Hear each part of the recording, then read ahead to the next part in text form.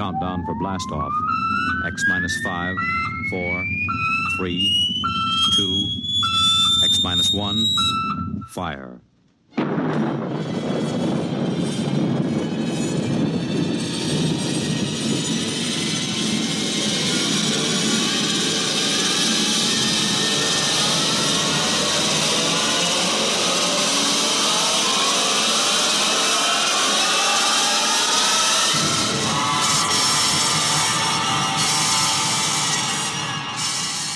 From the far horizons of the unknown come tales of new dimensions in time and space.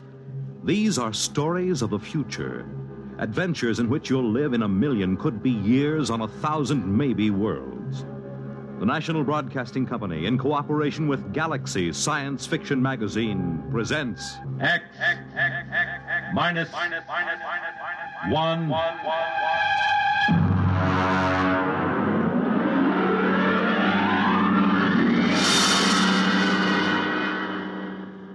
Tonight, Protection by Robert Sheckley.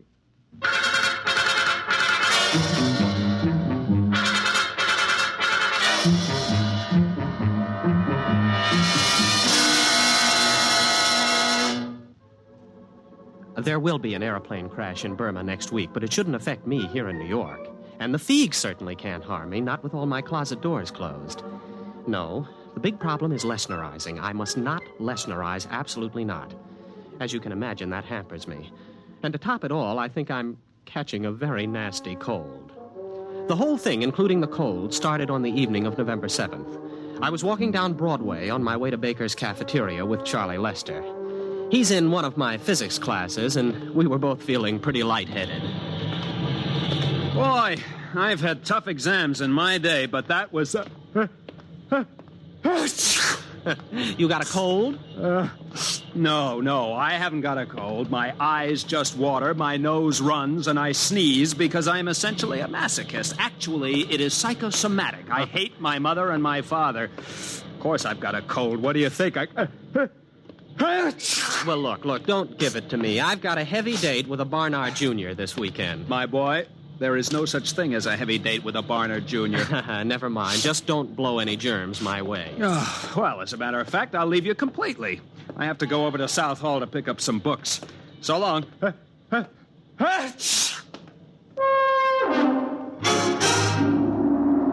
At the moment Charlie left me, I had in my pocket 5 coins, 3 keys, and a book of matches. Just to complete the picture, let me add that the wind was coming from the northwest at 5 miles per hour. Venus was in the ascendancy, and the moon decidedly gibbous. You can draw your own conclusions from this. I reached the corner of 114th Street and began to cross. The truck! Watch out for the truck! Watch out! Huh? What truck? Who? What? Well, there's no truck on the street. What? Oh, well, thanks, friend. If you hadn't warned me, I'd... Hey, where are you? Who said that to me? Where are you? Can you still hear me? Well, sure I can. Where are you? There isn't anybody here. Where are you? Gronish. Is that the referent? Refraction index. Creature of insubstantiality. The shadow knows. Did I pick the right one? What, you're invisible? That's it. I knew the concept was somewhere in you. Well, what are you? A Valadusian Dirg. A what? I am... would you mind opening your larynx a little wider, please? You see, I am using your sub-vocalizations to communicate. Now, breathe deeply. That's it. That's it. That's better. Well, let's see now. I am the spirit of Christmas past, a creature from the Black Lagoon, the bride of Frankenstein. Now, hold on. What are you trying to tell me, that you're a ghost or a creature from another planet? Same thing, obviously. Oh, well, that makes it all perfectly clear. Any fool can see that a disembodied voice must belong to someone from another planet. Exactly. I'm invisible on Earth, but my superior senses spotted approaching danger and warned you of it. Well, thanks. Thanks anyway about that. Well, what are you? One of those strange voices that warns Aunt Minnie to stay out of the elevator? Which then crashes to the basement? Something like that. Well, goodbye. What's the matter? Well, not a thing, except that I seem to be standing in the middle of 114th Street talking to an invisible alien from the farthest reaches of outer space. I suppose only I can hear you. Well, naturally. Oh, great. Well, you know where this sort of thing will land me. The concept you are sub-vocalizing is not entirely clear. Now, look, please, go back to one of my childhood traumas where you came from and let me alone. Thanks for the warning about the truck. Good night. Where are you going? I am going to a saloon down the street, much frequented by Columbia students. Won't you talk with me? Look, please, will you cut it out? There are 2 girls watching me now. But you must talk to me. The real subvocal contact is very rare and astonishingly difficult. Sometimes I can get across a warning just before a dangerous moment, but then the connection fades. Well, you mean that is the explanation of premonitions of danger? That's right. Conditions might not be right for this kind of contact for another 100 years. Oh, look, this is very interesting stuff for Professor Ryan at North Carolina, not for the physics department at Columbia. I have heard statistics about the overcrowding of mental hospitals, and I am not interested in contributing to that condition. Besides, there's a cop looking at me. I appreciate your social situation, but this contact with me is in your own best interest. I want to protect you from the myriad dangers of human existence. Get lost. Well, I can't force you. I'll just have to offer my services elsewhere. Goodbye, friend. Goodbye. Oh, just one last thing. Stay off subways tomorrow between noon and 1:15 p.m. Why? Someone will be killed at Columbus Circle, pushed in front of a train by shopping crowds. You, if you're there. Goodbye. No, what? Someone will be killed there tomorrow? Are you sure? Of course. It'll be in the newspapers? I should imagine so. And you know all sorts of stuff like that? I can perceive all the dangers that radiate toward you and extend into time. My one desire was to protect you from them. Oh. Well, look, will you wait till tomorrow evening? Those 2 girls are giggling now. You will let me be your protector? I'll tell you tomorrow after I read the late papers. The item was there, all right. I read it in my furnished room at 113th Street. Man pushed by the crowd, lost his balance, fell in front of an oncoming train. Well, this gave me a lot to think about while I waited for my invisible protector to show up. By the time he contacted me, I didn't know that I liked the whole idea. Don't you trust me? I just want to lead a normal life. If you lead any life at all. That truck last night? That was a freak. A once-in-a-lifetime hazard. It only takes once in a lifetime to die. There was the subway, too. No, well, that doesn't count. I hadn't planned on riding it today. But you had no reason not to ride it. That's the important thing. Just as you have no reason not to take a shower in the next hour. Why shouldn't I?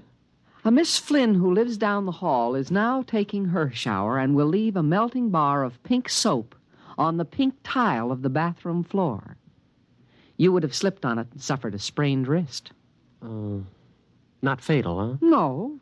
Hardly in the same class with, let us say, a heavy flower pot pushed from a rooftop by a certain unstable old gentleman. Well, when is that going to happen? I thought you weren't interested. I am very interested. When? Where? Will you let me continue to protect you? Well, now, just tell me one thing. What's in this for you? Satisfaction. For a Valadusian Derg, the greatest thrill possible is to help another creature evade danger. But isn't there something else you want out of this? Some trifle like my soul or rulership of the earth? Nothing. To accept payment for protection would ruin the emotional experience. All I want out of life, all any Derg wants, is to protect someone from the dangers he cannot see, but which we can see all too well. We don't even expect gratitude. What about the flower pot? It'll be dropped at the corner of 10th Street and McAdams Boulevard at 10:30 tomorrow morning. 10th and McAdams. Where's that? In Jersey City. Well, now, I've never been to Jersey City in my life. Why warn me about that? I don't know where you will or won't go. I merely perceive dangers to you wherever they may occur. What should I do now? Anything you wish. Just lead your normal life.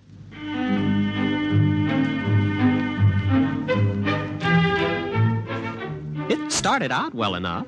I attended classes at Columbia, did homework, saw movies, went on dates, played table tennis and chess, all as before. At no time did I let on that I was under the protection of a Valadusian Derg. Even Charlie didn't notice it, though he had a pretty good excuse.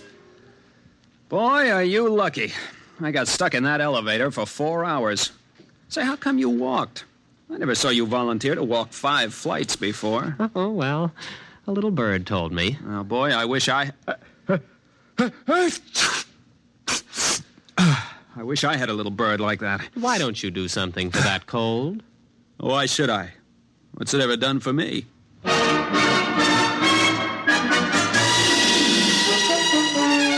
Not even the Derg had warned me about Charlie's bad jokes in time. But he did his best. And once or twice a day, he'd come around and report. Loose grading on West End Avenue between 66th and 67th Streets. Don't walk on it. Of course, I wouldn't. Once I got used to it, it gave me quite a feeling of security. But the Derg soon became overzealous on my behalf. He began finding more and more dangers. Look out for an overhanging sign on the Hotel Nacional. Where, 48th Street? Mexico City. Don't go to the hockey game tonight. Where? At Toronto.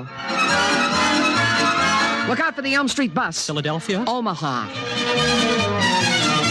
Don't go surf riding today. What? Surf riding? Where? Papiti. Now, just wait a minute. Do you plan on reporting every potential danger on Earth? Oh, these are only a very few that you may be affected by. In Mexico City, in Papiti? Why not confine yourself to the local picture? Greater New York, let's say. Locale means nothing to me. I must protect you from everything.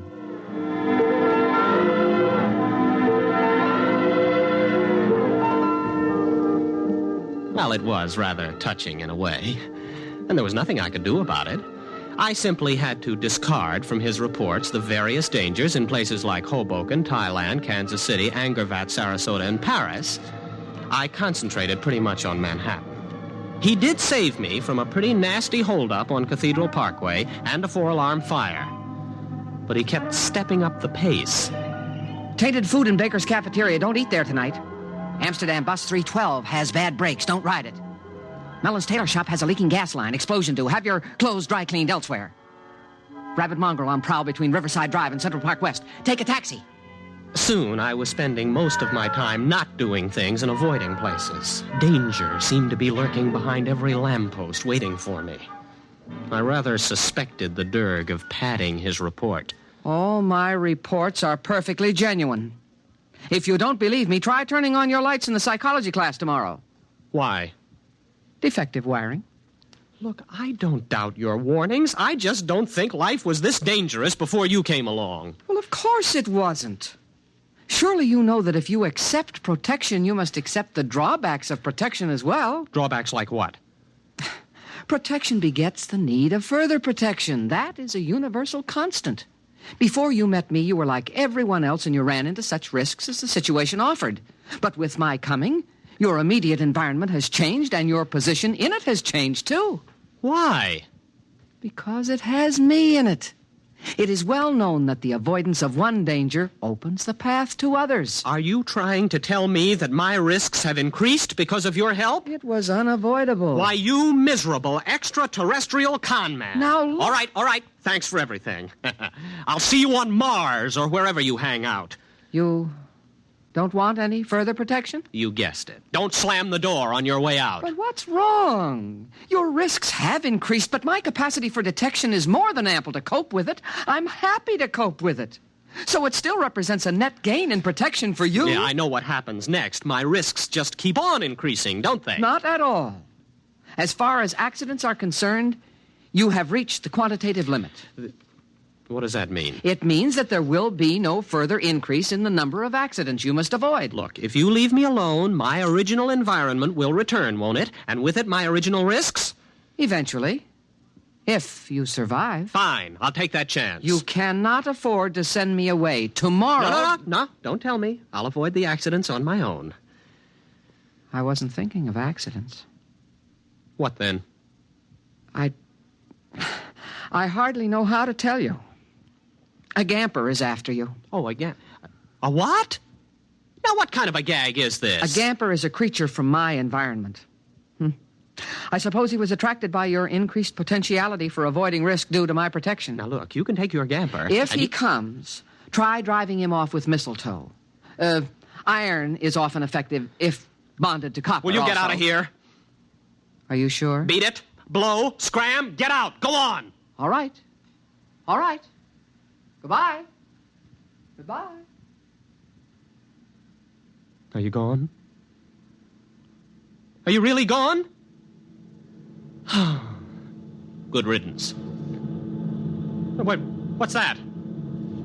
Dirk, is that you? Hey, your motor's running. Dirk? What is it? What is that? What is that? Oh, it's the Gamper. Dirk, get me out of this. Dirk! Dirk, get me out! Dirk, come back! Dirk! Did you call? Oh, the Gamper. Mistletoe. Wave it at the Gamper. Where in blazes am I going to get mistletoe? Iron copper, then. Copper. Oh, I've got a paperweight on my desk. The chair leg is iron. Touch it with the copper. Quick!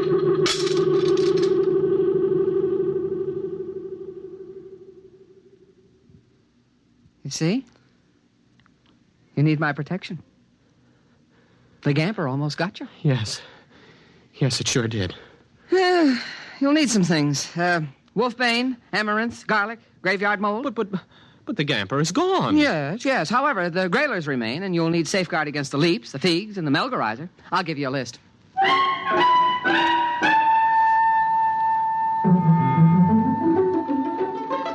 He gave me a list, and I went shopping. I ran into Charlie at the supermarket.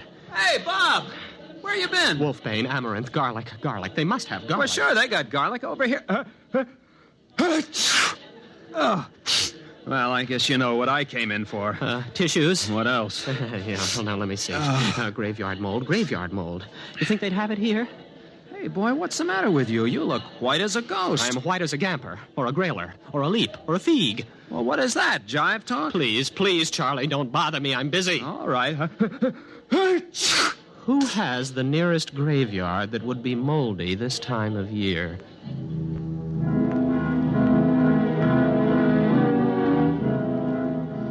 It was a game between these extraterrestrials, and I was in it. Some of them wanted to kill me, some to protect me. None of them cared for me, not even the Dirk. And the situation was all my fault. At the beginning, I had had the accumulated wisdom of the human race at my disposal. That tremendous and distinctive hatred of witches and ghosts, the irrational fear of alien life. For my adventure has been played out 1,000 times, and the story is told again and again, how a man dabbles in strange arts and summons up a spirit. By so doing, he attracts attention to himself, the worst thing of all.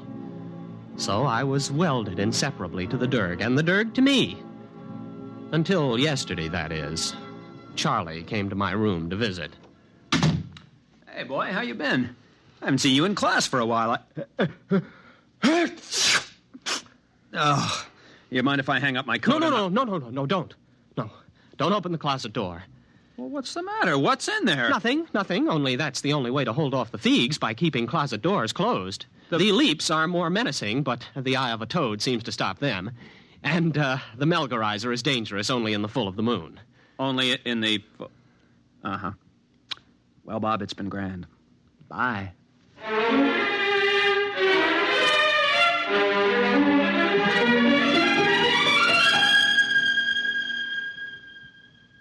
You are in danger. What? Who? What again? What is it this time? It is the Thrang who pursues us. Us? Yes, myself as well as you. For even a Dirg must run from risk and danger. Well, is this Thrang particularly dangerous? Very. Well, what do I do? Snakeskin over the door? A pentagon? Burn incense? Anything? None of these. The Thrang must be dealt with negatively by the avoidance of certain actions. All right. What shouldn't I do? You must not Lesnerize. I must... Lesnerize? What's that? Well, surely you know it's a simple, everyday human action. Well, I probably know it under a different name. Explain. Very well. To Lesnerize is to... What? It is here. The Thrang. The Thrang is here. Dirk, where are you? What should I do? This has me. What should I do? It has me. I'm going. The Thrang. Don't Lesnerize. Don't Lesnerize. Don't.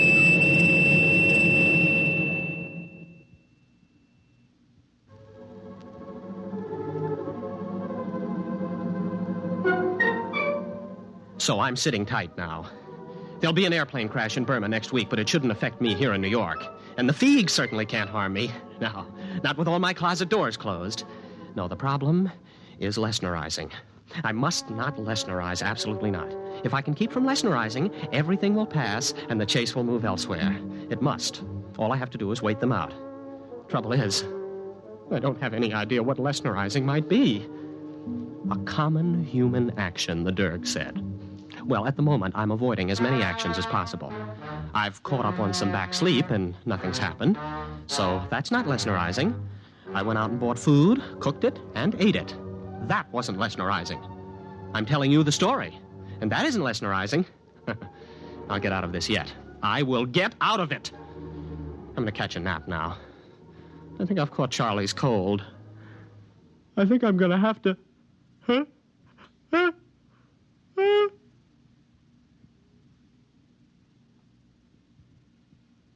You have been listening to Protection by Robert Sheckley on X-1.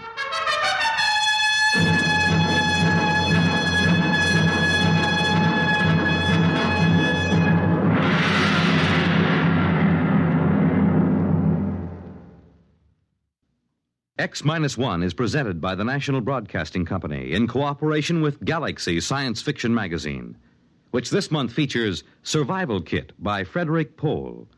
The story of Mooney, a smart but luckless man who had to scrounge while his friend Harse always made out well, just because he owned a survival kit. Galaxy Magazine on your newsstand today.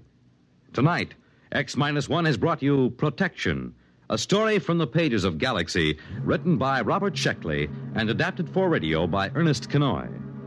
Featured in our cast were William Redfield as Bob of the Final and Fatal Sneeze, Elliot Reed as his breezy pal Charlie, and William Keane as the foreseeing Derg.